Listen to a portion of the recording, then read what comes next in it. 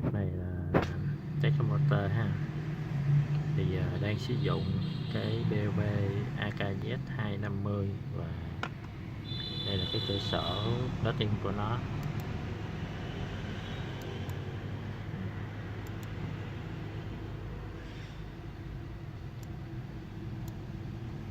Cái xét tốc độ thì cái này là cái số xung của encoder, tốc độ maximum là 10 tốc là 1.000. Rồi đi sẽ không cái đoạn code để test thì rất là đơn giản. Cái này là lặp đi lặp lại x từ 0 tới 100.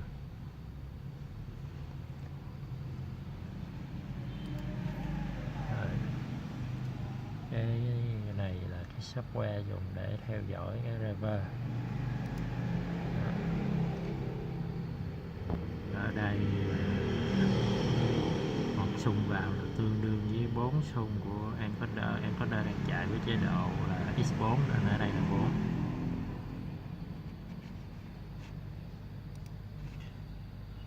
Ở đây là cái cửa sổ theo dõi mấy cái thông số hoạt động của driver, dòng tức thời, vị trí của encoder tức thời, tốc độ tức thời.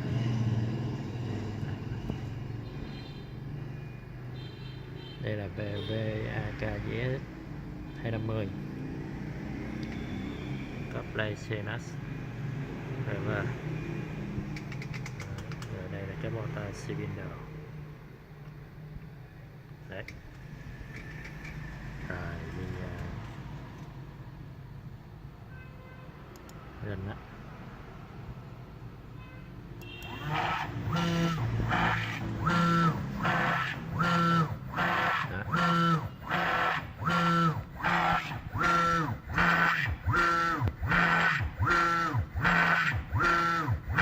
Tốc độ maximum là khoảng 10.000 trên phút.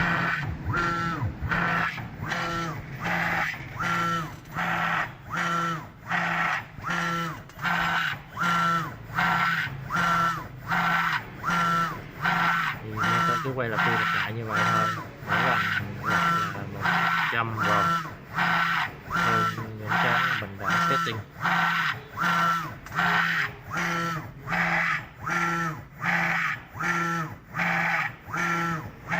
Bây giờ mình sẽ dùng để kiểm tra để xem.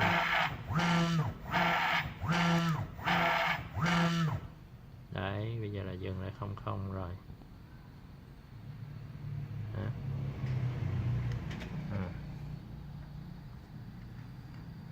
Màn hình theo dõi.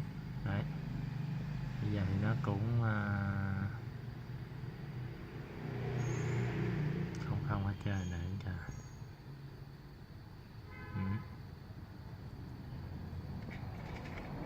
Motor đứng yên. Đấy, thế là xong. Tức là